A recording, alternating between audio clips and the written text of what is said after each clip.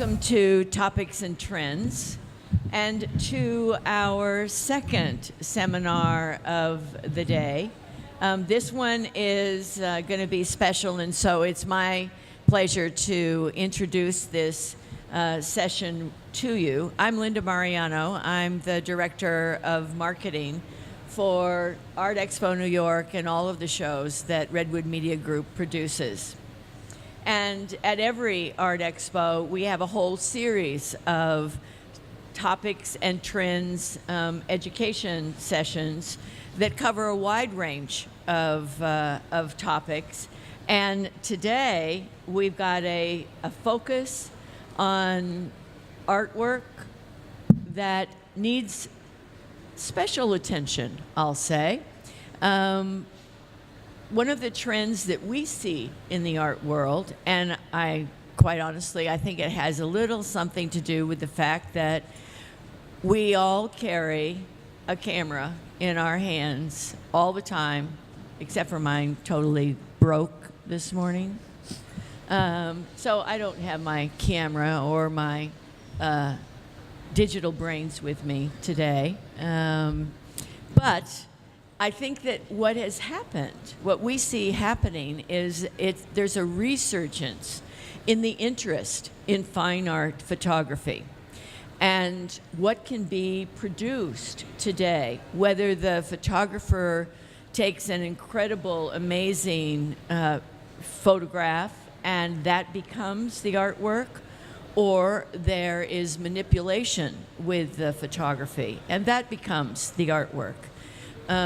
Really, there's an interesting resurgence in fine art photography. And then the next question always becomes, well, how do you make sure that it's reproduced at a high caliber? That all of the nuances that the artist saw when they looked through the lens of their camera comes out as a beautiful art piece. And so today, David Schloss, Kit Fox-Valentin, and Matt Whitaker are going to help you understand what some of those opportunities, what that process is, how the artwork originates, and then how the beautiful piece is created and produced that's going to hang on your wall in your collection. Guys? Thank you so much, Linda. I really appreciate the introduction. Hello, everybody. I'm David Schloss. How are you doing? I'm the editor-in-chief of Digital Photo Pro. This is my friend Kit Fox, my new friend Matt sitting next to me. Thank you guys both for joining today. Good to be here. I've been a photographer since the film era. I actually was hanging out with some hipsters this weekend who are really, really happy to be playing with film, whereas I could probably never touch a roll of it again in my life and be thrilled. But so much of my time spent in my early darkroom days was trying to get something that looked the way I wanted it to look. And I think that was a lot of what the craft of being a photographer was early on. I think, as Linda mentioned, the resurgence of photography as fine art, I think, in a lot of ways, as the photo industry changed, so did the appreciation of photography and the output of photography. But now we're in a really interesting point where there's an incredible array of different techniques for producing work and for getting your work in front of people. So I wanted to start a little bit talking with Kit Fox because he has some interesting perspectives on the industry, somebody who's coming from the commercial side, with a clear sense of fine art sensibilities. So if we could just start a little bit, if you could talk about how you got into photography. One of the things you say on your website is about how you use images that make people feel a little bit uncomfortable in order to catch people's eye. And that's, certainly how you catch somebody's eye is crucial to both being a photographer and then selling and producing, work. Hello, everybody. I'm Kit Fox-Valentin, and I got into photography because, well, to take it back to the beginning, my father gave me my first camera, and I started using it just to capture beautiful images. I was all about, just pretty things, and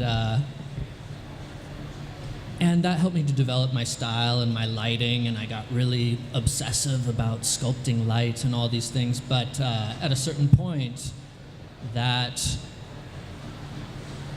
just showing pretty things, while really fun, didn't really satisfy the artistic prerogative. So I started trying to tell little stories about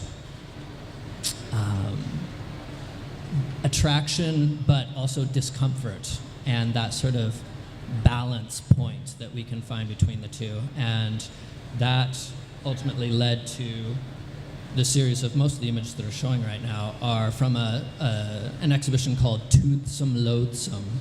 Toothsome being that which we find delectable or which attracts, and loathsome being the detestable. And sort of, while each individual piece plays on, it has its own little commentary, the overarching theme of the story was this sort of ethics of attraction and how we might at once be attracted to something and repulsed.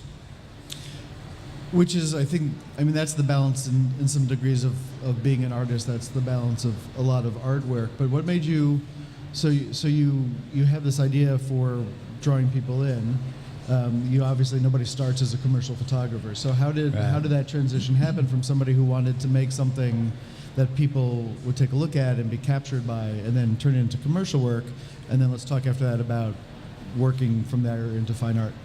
Yeah, so the phases were experimental and having that draw toward the more sort of dark side, as many do. But then I got into doing advertising, more commercial-oriented photography, because I felt like that sort of photography oftentimes communicated simple concepts to the viewers, which were fun, oftentimes whimsical, playful, and also were more likely to have a paycheck a lot of times than some of the fine artwork. That's the toothsome part of it, right? Yeah, the toothsome part. The loathsome is that a lot of times you're not really expressing what you want to be expressing. I thought it would be taxes, but okay, that works too. Well, I still got to pay taxes on this. Fine art prints. But, yeah, so the advertising stuff sort of came in first, and I started doing that, and it got to a place where the commercial work was more so funding the personal work, which was my fine art work, and that eventually, with starting to have exhibitions and stuff like that, became more of a draw into actually selling fine art, which, you know, I'm also just, I hope, a little way into my journey into. I hope there's a lot more left to explore there. So, Matt, at Bay Photo, you guys have worked with a lot of photographers for a very long time. Correct. And I know relationship building is a really important thing with your output. Your output. I don't want to say provider, but partner. Have you seen the commercial world transition into fine art? Have you seen fine art photographers sort of pop up spontaneously? What from the output side have you seen happen? Well, I think they really come from all walks, but definitely a lot of the fine art is definitely starting to get into that commercial space, and it's starting to become a much bigger piece for those people. And, quality and durability and all these things now come into play instead of just your, department store art that, we're traditionally used to seeing out there. Because I travel a lot for work, I spend a lot of time in hotels where I get offended often by the bad photography. Like it's the same picture of a church spire in black and white over the bed in like every W hotel, that sort of thing. Do you guys see opportunities arising for people to step up their game? I was at a Kimpton hotel just yesterday for an event, and the artwork is much better, although still not phenomenal. So do you see a commercial / architectural / fine art crossover happening for people who are in the fine art space getting into larger installations? Yeah, absolutely. I mean, for one, I don't know how to get to that point, but I do know that I see it happening. It's, I was just at a show a couple weeks ago where a lot of fine art was the prominent piece there, and, a lot of content providers and, there's websites out there that just store fine art, and people just shop, and, a lot of commercial people are buying that stuff these days. Let me ask before we go on, how many people here are shooting commercial work. All right, maybe I should start with, how many people here are photographers? It's probably a better place to start. Okay. How many people are only doing fine art work? Okay. So the people who aren't doing commercial work and they're not doing fine art work, are news, editorial, what other, can anyone just tell me what other kind of work you guys are doing? You're doing nudes? Okay, so is there any wedding photographers, portrait nude photographers, any? Okay, so we got some commercial people, some fine art, a lot of photographers that aren't actually making anything. Okay, so, when we look at, I look at your work and I see a lot of the commercial work that you did as being very sculptural, very fine art. At its core, are you doing that intentionally? Is the art part of the process, or is it coming out of your thought process? Are you thinking down the road to where you're going to hang a picture at some point? I think that, to answer the first part of that question, I think that the aspect of the work having a sort of origin in commercial work is very significant for it. I've always been attracted to the kind of polish and high production of commercial work in a lot of cases, or like advertising, high-end production advertising photography, and that definitely communicates itself in my fine art work. And I think there was a little bit of rebellion against the idea that fine art work and commercial work had to look completely different, because I'd sort of had that communicated to me a lot,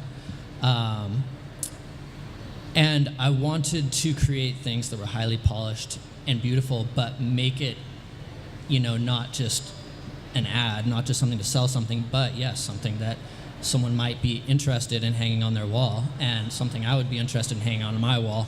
Not everybody's going to be interested in all the stuff I make, obviously. But even the stuff that I've seen you do, so some of the commercial work, you had the athletes leaping over walls. There's a very stylistic look to the work that you do, which I think lends itself well to fine art. But I think as walking around the hall, I think that what counts as fine art is increasing today, and there's a mix of work from editorial work in the photo solo that's right behind us to like full-blown commercial work. So I think that the fine art space seems to be embracing more parts of photography. Are you seeing that more people are doing the kind of work that would have been high-end gallery work, but they're not a fine art photographer? Well, I think technology has a lot to do with that. Now today, people who were amateurs, are able to get their hands on technology to make such beautiful pieces. So I definitely think there's more photographers out there, but not many that are, I would call fine art. They think it is, but I wouldn't call it that. And then I feel like a big problem for photographers is like you come to a show like this, and it's like, how do I go from what I'm doing in my studio to getting into a gallery show? And then I think that a lot of photographers get a gallery show, and then they're not quite sure what to do next. Like, okay, like my pictures were up on a beautiful space. How do I turn that into selling more work? And I think that the output is a big part of that, which is why I want to talk about this. But let's talk a little bit about, you've shown work in galleries. What was the process of getting to there from where you were? So my situation was a little bit more unusual and very fortunate in that when I moved to New York, not too long afterward, I had just been going to different galleries and different openings and talking to people, just old-fashioned face-to-face interface, and had a gallery offer me a show if I could put it together. They said, "Oh, well, we have a slot. It would need to be up in 2 months. Do you think you could produce something for that?" And at the time, I was thinking each piece that I want to produce is a crazy production in of itself, and I've got no personal budget to do this. So, and that's got to go to print, a few weeks earlier. So why not? Let's do it. So yeah, I was very fortunate in that I had it offered to me, and yeah. But see, you label that as fortune. I don't think that going to a lot of galleries and talking to people face to face is fortune. Fortune favors the bold. You're clearly going out and doing that. Do you think that, knocking on the doors is largely the way to get in front of people. I think that you have to be out there, and I'm also not the best at doing this. I'm terrible at self-promotion and stuff like that.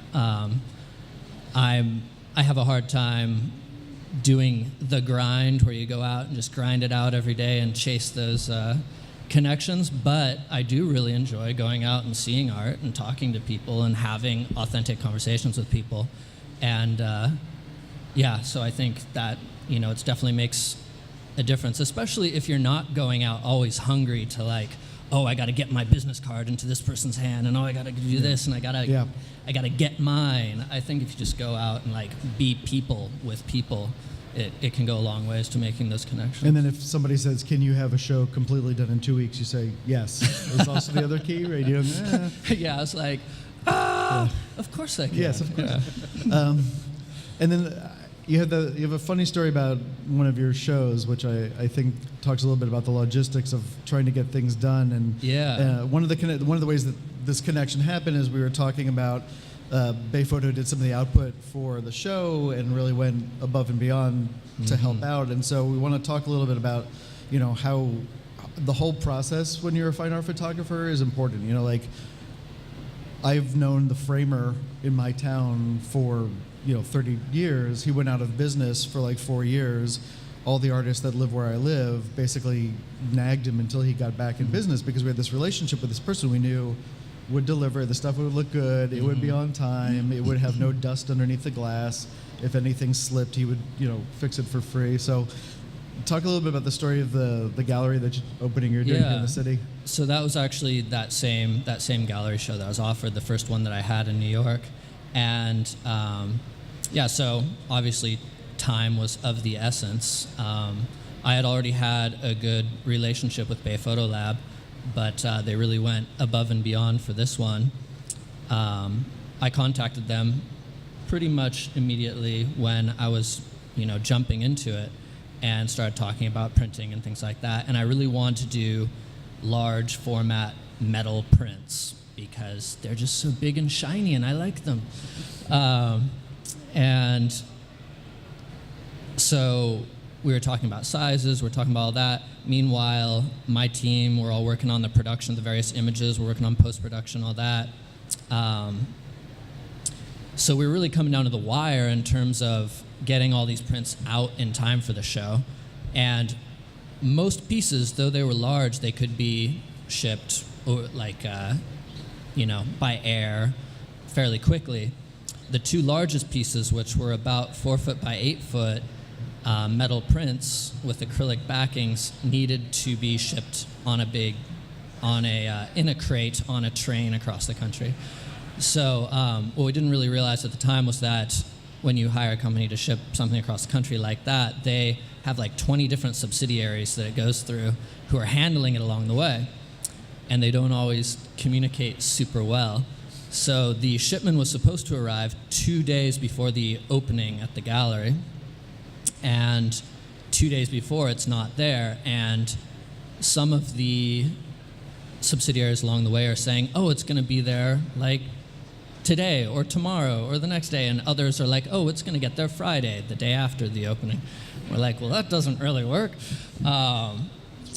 So my producer and my team, they're on the phone. We're all talking to like everybody we can, the shipping company, everything along the way. It's just insane craziness. And so my producer manages to convince the shipping manager in New Jersey to release the crate to us if we show up the morning of the show with a van, so we can just pick it up. And whiskey was involved in your, right? So the next morning, we're all ready to go. We've got our van. My buddy who's assisting, my producer, and I were getting ready to go. We've got a bottle of whiskey. Not a bribe, a thank you. Right, that's for important. Releasing the image to us. And we're getting ready to go, and we get a notification that the shipment has not even reached Pennsylvania yet. So we get back on the phone with the shipping company. They say they can't release any information to us. I had brought this up with Bay the day before, like at the beginning of the day. They had outputted the largest versions of these prints that they could ship overnight and immediately shipped them. So we were getting in 2 not quite giant prints, but pretty large metal prints to hang as placeholders in the meantime. And then, because we weren't sure of whether or not we'd be able to, oh, by the way, we called every train station we could in the Pennsylvania sort of area because because the shipping company wouldn't release information. We found it, eventually got them to convince the shipping company to release it. My producer and my assistant went to pick it up with a van in Harrisburg, Pennsylvania, and I went to the show because I wasn't sure when they'd get back. So they had amazingly provide us with these placeholder prints, which is great because they were not back in time at all.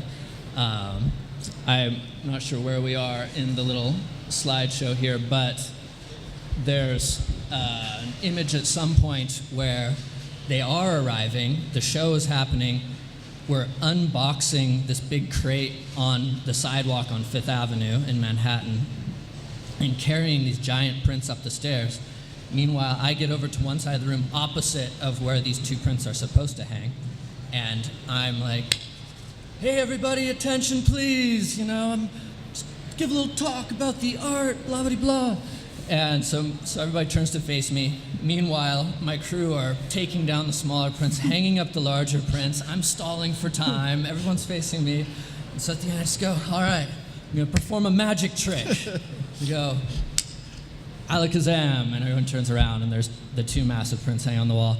So it actually ended up being really great, and everybody had a lot of fun with it. But it was definitely a highly stressful situation that would have been absolutely disastrous if Bay hadn't gone above and beyond. So and that's the story. And I think, Matt, a lot of photographers don't think about output until the end of their chain, right? They go and take images and they think, and I hang something, I'm going to sell it to a client, somebody wants something, maybe, they want a print, they want a metal print, right? And they don't think about that to the end. But, every time I talk to real working pros, they're to some degree thinking about how to output their work when they start, right? Yeah, the main thing I hear from a lot of photographers is, be thinking about the sale before the shoot even happens. Right. I mean, when you first meet with people or when you first have that, be thinking about the print sale then and there, not after the fact.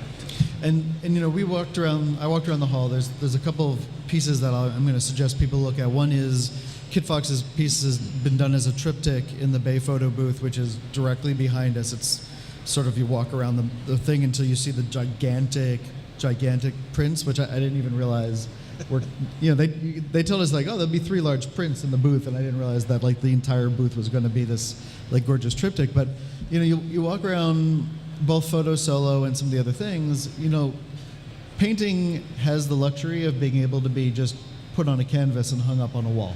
Right, and I'm looking at pieces right here that just by themselves are already a work of art.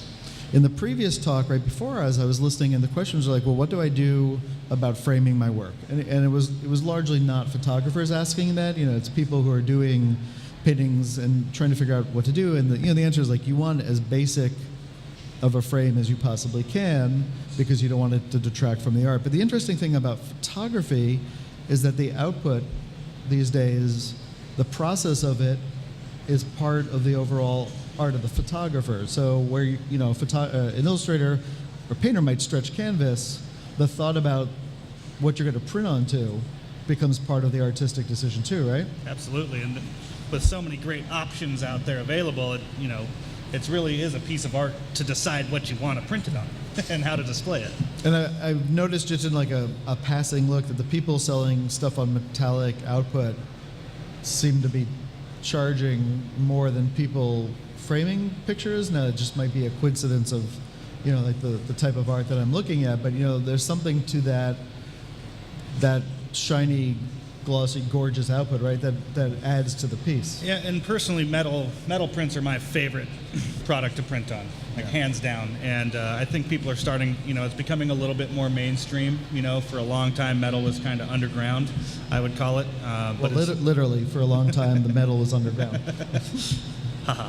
Yeah, and so yeah, it's a great product. There's float frames for it. There's all types of way to display that metal print now, not just the square on the wall, which you see and looks great, but now there's additions to it. There's different surfaces to it. There's it's such a growing category, and it's not slowing down.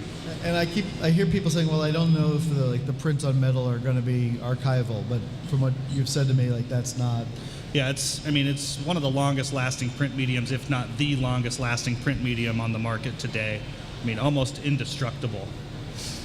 And what is, on the face of the metallic print, what is protecting the... It's actually a coating. It's the coating that gives it the gloss or the satin finish, whatever you end up ordering. But it definitely, the image is embedded underneath it, so you can't scratch it. You can wipe it with Windex.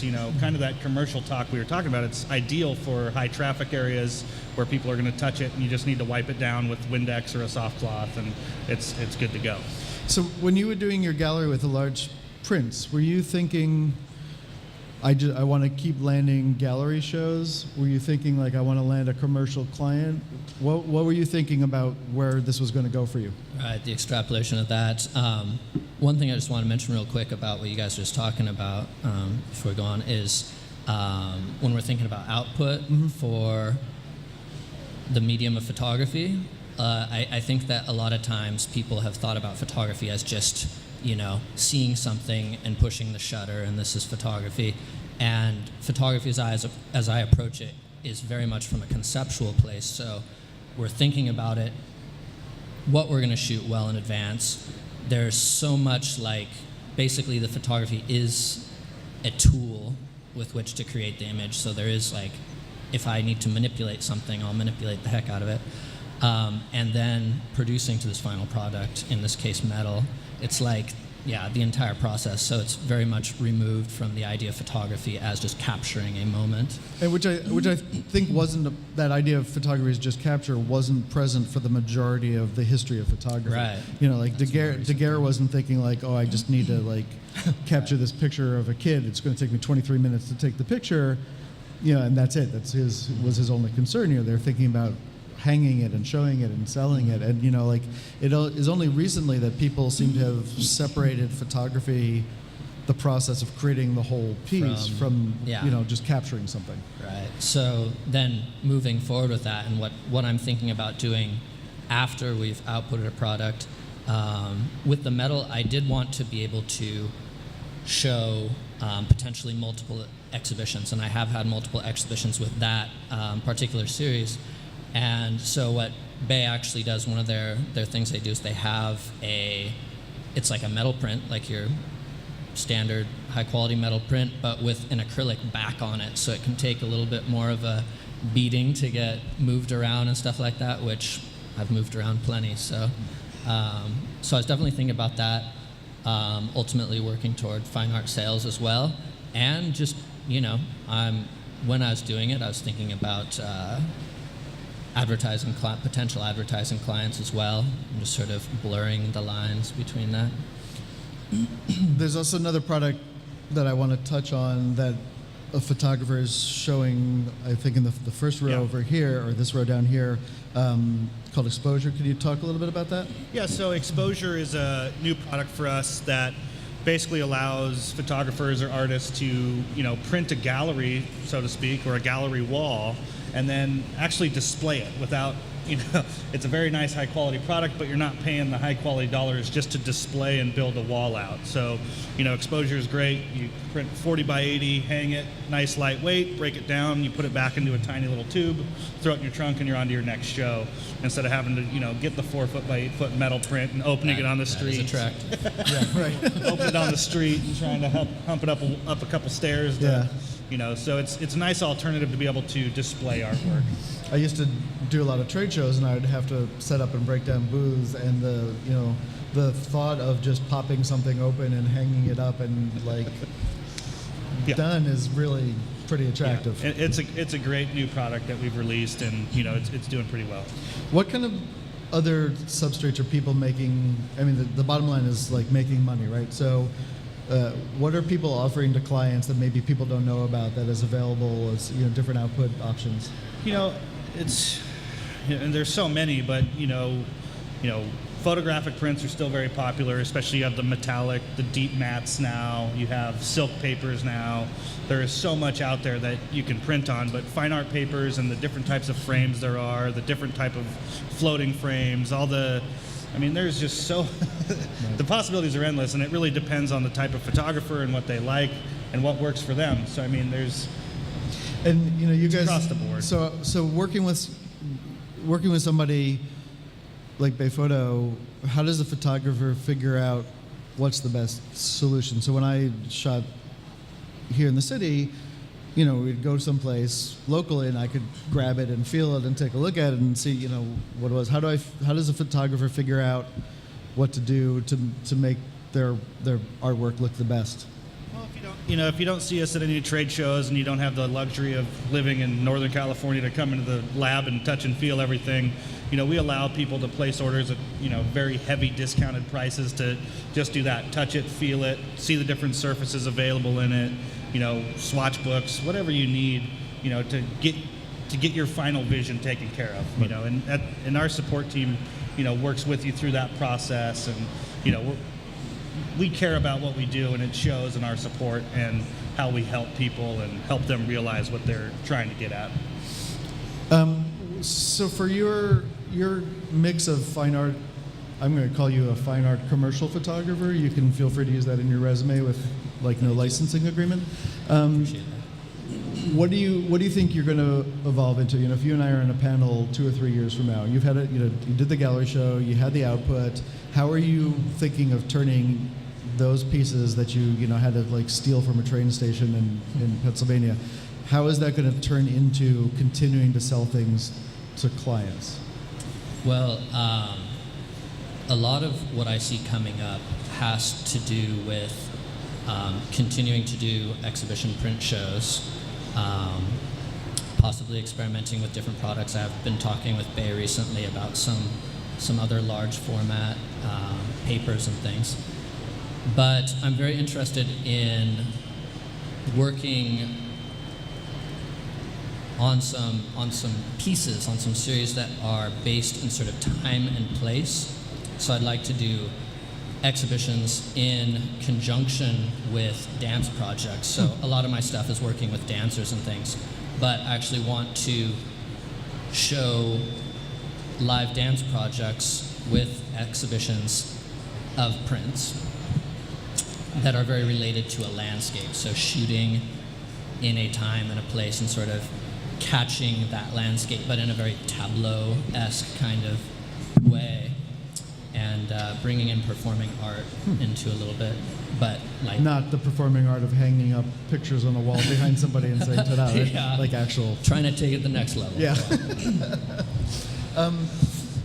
From an economic standpoint, so I'm a photographer, I have a gallery show. How do I turn the pieces in that show into a direct sale, right? Because you've got a sort of captive audience. Let's say you have a piece, it's too large for a client. Am I as I'm a photographer, just I have to keep in mind all the various output options and sort of say I'll get back to you with the price? Is there a way to figure out what things are going to cost so you can offer certain things to people? Well, we we're priced pretty competitively on the market. I like to think Bayphoto's quality is, second to none. And that's what we've kind of hung our hat on for the last 40 years. But, a lot of successful people will show huge 4-foot by 8-foots that might not be in everyone's price range. And they'll actually have us reproduce and white label ship it directly to their clients. And that's a very successful model that I've seen, throughout the years, is you put up the biggest and the baddest, and then people want a smaller piece of it, and you don't have to carry around the inventory, anything like that, just made on demand. Which is kind of different from, not that long ago, where you would produce things that were framed the size that you think would hang up in somebody's house and bring them to the show at that size because you wanted people to sort of visualize how it was going to look in their environment. Are people just more comfortable knowing that there's different output? Absolutely. And, it's the technology we carry in our pocket and, all those fun things that just change the world we live in today. And, people know, it's not a secret anymore. So people know they can get that same print reproduced on a fine art paper, or, people are pretty educated today because of our cell phones in our pockets and know what they want. And, so photographers being able to offer that line are good with that. Do you think, Kid Fox, that you're gonna, let's do some gallery shows? Do you think that the fine art side of the business is one that could end up being as profitable as the commercial side, or just more rewarding? I think in the direction that I'm interested in going in, just for my personal health, which I'm a big believer in actually doing things that feed you on more than just an economic level.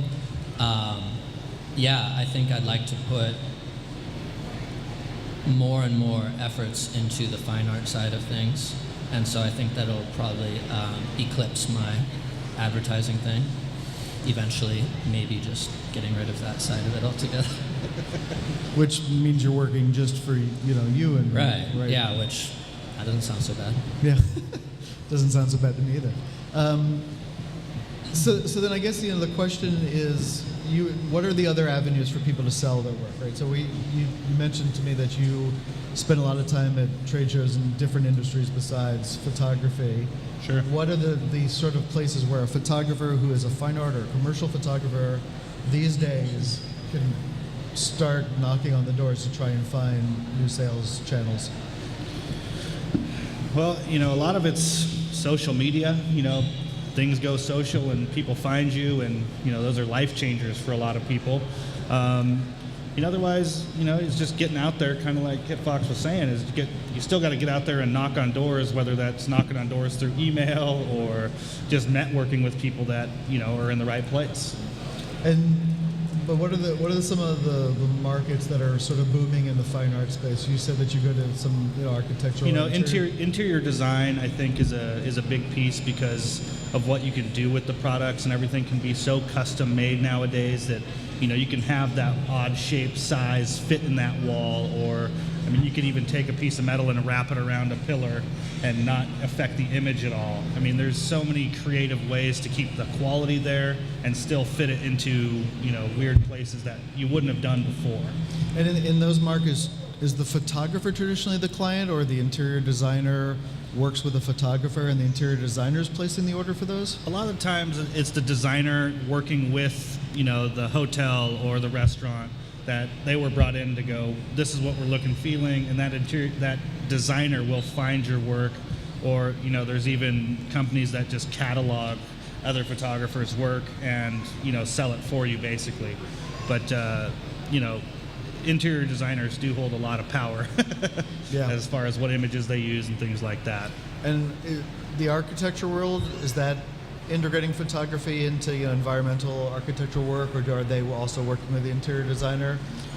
Yeah, everything always goes back to a designer, or a planner in most cases, and the planners do a lot more than just the colors and the images, but it's all getting wrapped up into that interior design world. They tend to be repeat customers, I'm guessing. Oh, absolutely, yeah. That's interesting. Have you ever thought about having your work with, say I'm knocking on doors for you here, have you ever thought about interior designers working with you? I have been talking with an interior designer, looking into that a little bit for future stuff, yeah. So.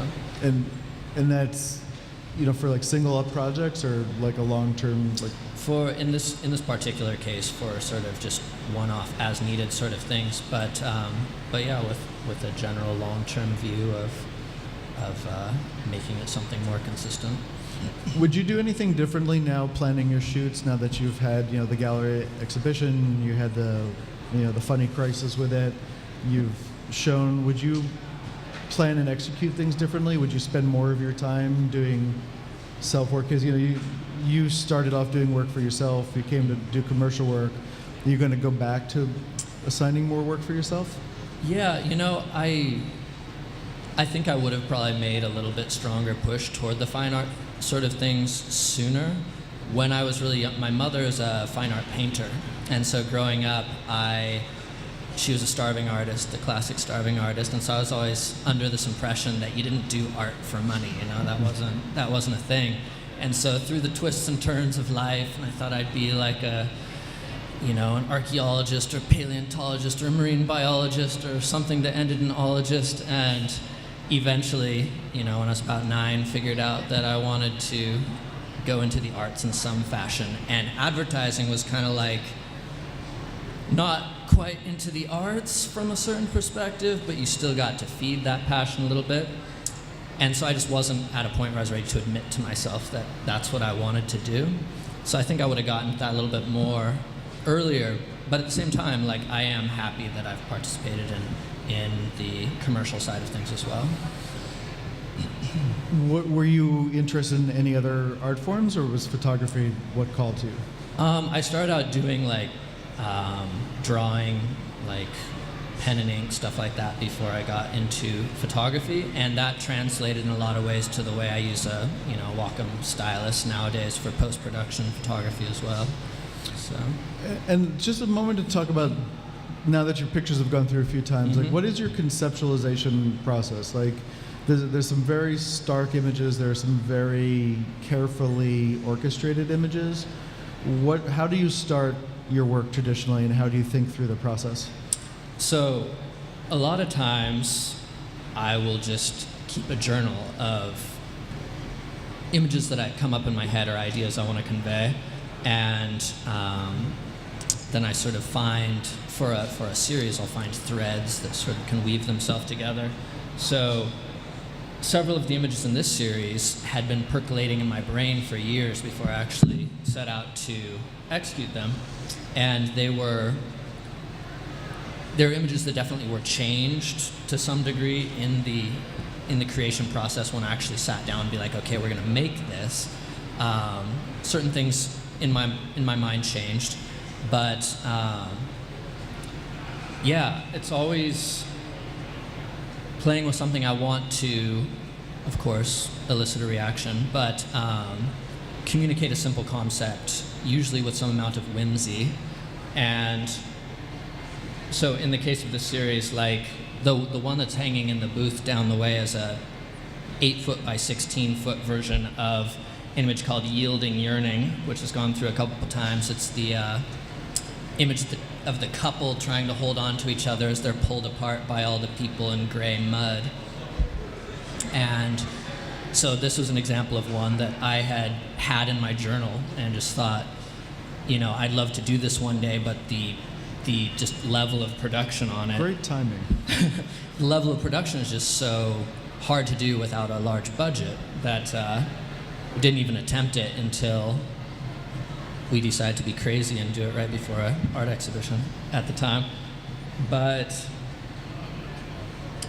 so I was playing with this idea of like trying to hold on to something real and authentic and sort of getting pulled into the gray overarching theme of the things in our society which we hold to be really important but are really very superficial and easy to get lost in and can blind us to what actually might be important to us, getting sucked into the gray. So each piece, like I play around with a thought pattern like that, something I kind of want to communicate, but in the execution of it, it also usually takes on a little bit more life of its own. And after this whole series was complete, I kind of realized a lot about the ideas that I was trying to communicate in this series were things that I was way more involved in. Like I was a part of this way more just in the creation of the series than I'd even realized. So it's very thoughtful, but then it's like a learning process too. It's very reflective, and I think then that learning will be reflected in my next series and so on and so forth. Interesting. So, I mean, I think maybe that's the type just of me at work. maybe that's the type of photography that lends itself well to fine art work. I mean, if you're going through that thoughtful, long process, Right. maybe And it's feeding the next series. Yeah, it's not just a one-off for an ad campaign or Right. something like that. I mean, I've seen a lot of commercial work that I really respect, but if it's a Nike campaign, and it's a runner at the starting block, and the lights shining perfectly, it's a beautiful image, but it may not be one that I want to hang over a fireplace, right? So a lot of thought can go into that process as well. There's probably 24 assistants and $30,000 of lighting gear, but like I might also not want to move that into my living space. Yeah. And so I think one of the things that a lot of photographers struggle with is if they're not doing the kind of work that has a life that continues past the expected output, Right. it's not going to work in the fine art market, I think. Yeah, and I think the fact that I have that advertising thing feeds the fine artwork and informs the fine artwork and is stylistically similar, but is also commentary on what I do in my advertising career and everything. So it's all a big circle. Matt, are there different types of output that lend themselves better to different types of work? So, like metallic stuff, there's great vibrancy to it. Is there a substrate that? Yeah. Yes and no. I mean, unlike for metal prints, since we've been talking about it, we'll continue on that. The metal prints, you can get different feelings by the different surfaces. From ultra matte finish, no glossiness at all, to the ultra high gloss that you see back on Kit Fox's images, where it almost looks dripping wet. To then now there's a semi-gloss where it's kind of that mid-level between the matte and the gloss. So, I mean, I don't know that putting it on a different product would change that, because you have 5 different options through the metal prints. So, not necessarily. Do you think it would be a good idea for a photographer at an exhibit or a show like this to have a couple of different type? Let's say that your stuff looks great on metal or on acrylic.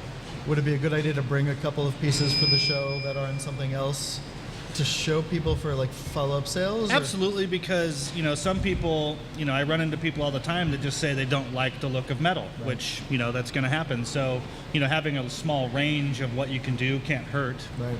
And canvas was incredibly big for a while. Is Sure. that still as big in the market? I don't think it's as big, but now with all the options for it, you can you can float frame it, you can do things around it than just a canvas hanging on your wall. I think that keeps it alive, but definitely people still call me wanting just canvas. Interesting. You can say, hey, have you seen metal prints? They go, I want canvas. And it feels like everybody is, it went from nobody would do prints on canvas to I feel like I could post a picture to Facebook and have it on canvas the next day. Yeah. Right? Yeah. We have a couple minutes left. Does anybody have any questions for either Bay Photo or for Kit Fox about either the process or the actual output of the work?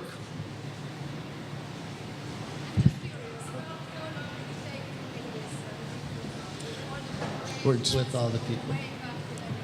We're going to just bring a mic and have you say that again since they're recording. Hi. Hi. I would just like to ask, how long did it take to make the big photo with all the makeup, with all the production process, with everything, all together? Yeah, so normally I would say I would love for it to take longer than it did in this case, but because we're on such a tight timeline, it was a day of testing, a day of shooting, 26 hours straight of post-production, and then immediately putting it out to the lab. Wow. Yeah. And how many people were working on set with you? I mean, in addition to the talent in the photo. Right. So in addition to all the people who were in the photo, I had my producer and a couple of assistants on set. So very minimal crew. And then they also jumped into the photo at the very end. So. And then do you just put on Craigslist looking for people to be in mud? How do you find everybody else? So we actually did a casting for the 2 main models in the middle, and then we just reached out to all our friends, and so we're gonna have a barbecue and a big giant pit of mud, and everybody could come over and get naked. That seems like a typical Friday night, yeah. So I had people contacting me who were friends of friends who I didn't know, and they're like, so I'm not really experienced, but I painted myself silver for the mermaid run one time. Like, great. You're in. Like, and everybody was super cool. Nobody got weird. It was like all very, very good. I might actually try that for a party. I think that's like the best party invite ever. Like, come over for pizza and also cover yourself in mud and writhe around on the floor. Everybody shows up. It looks like a Dexter room. Yeah, right. You know, everything's covered in plastic. Yeah. Do we have any other questions? Yes, sir. At the time you hear of or meet with a prospective client, is that what I'll call a free consultation, or do you charge? And at what point, when you're in your second, third, or fourth meeting, are you actually charging the client, even if you don't secure the whole job? That's a great question. Yeah. So for my advertising jobs, I work with a rep. I have representation, and so either she will bring or I'll bring in a client, and we'll start talking.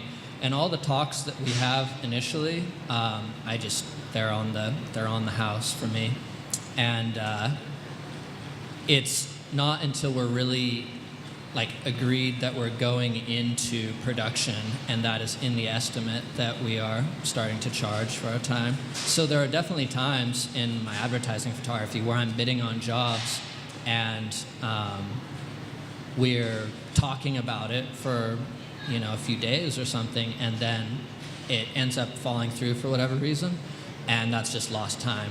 But you kind of have to figure that time, at least in our business model, you have to kind of figure that time into your overarching business, and so you're charging enough overall to where it sort of balances out.